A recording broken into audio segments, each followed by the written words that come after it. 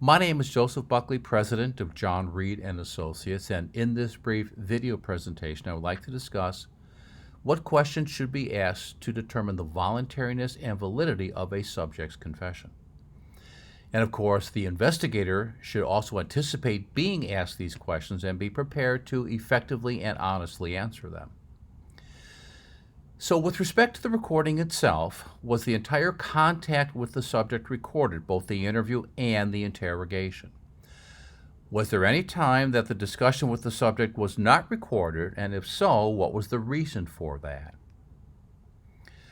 With respect to the subject's rights, was the subject in custody or were they free to leave at any time?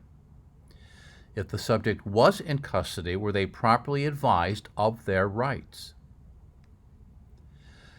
Did the subject demonstrate a knowing and intelligent waiver of those rights?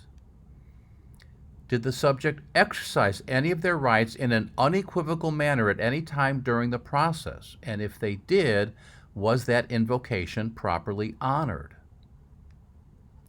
If the subject is a juvenile, were the rights properly explained to that individual? Were any of the subject's rights denied during the interrogation process? And if the subject was a juvenile, does the law require that a parent or guardian be present during the interrogation? And if it does, were they properly contacted?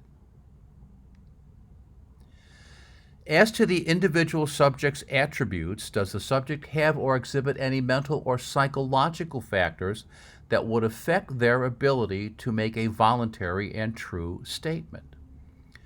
Is there any language issue that may preclude the subject's understanding of the process, the questions, or the overall situation? Does the subject have any prior experience with law enforcement? Does the subject have the cognitive ability to make a knowing and intelligent waiver? Was the subject under the influence of drugs or alcohol during the interrogation? Was the subject suffering from any physical injury during the interrogation? And as for the length of the interrogation, how long did the interview last? And how long did the interrogation last? Did the interrogation take place during the subject's normal waking hours? And did the interrogation exceed a reasonable length of time based on the statements that were being made by the subject and the status of the investigation? As for the interrogation process itself, did the subject have access to the door? Was it unlocked? Did the investigators act in any kind of a coercive manner by making any kind of threats of harm or inevitable consequences?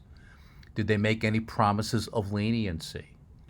Did the investigators reveal details of the crime to the subject? Did they show the subject pictures of the crime scene? Did the investigators engage in any coercive tactics? Did the investigators deny the subject any invocation of their rights? Did the investigators deny the subject the opportunity to use the washroom or to get something to eat or drink, or if the subject was there over an extended period of time, did they have the opportunity to sleep? And as to the confession itself, did the subject provide details that were consistent with the crime evidence? Did the subject provide details that had been withheld by the police so that only the guilty person would have that information? Did the subject provide details that the police didn't even know, such as the location of the murder weapon or perhaps the bloody clothes?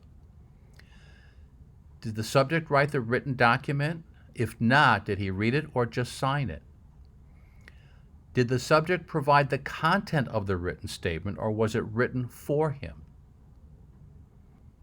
In addition to these questions to consider in assessing the voluntariness and validity of a confession, there are a couple of other presentations on this YouTube channel that would be beneficial to review, specifically the core principles of the Reid technique and best practices. And you can always refer to our book, Criminal Interrogation and Confessions. Thank you very much for taking a few minutes to view this video presentation.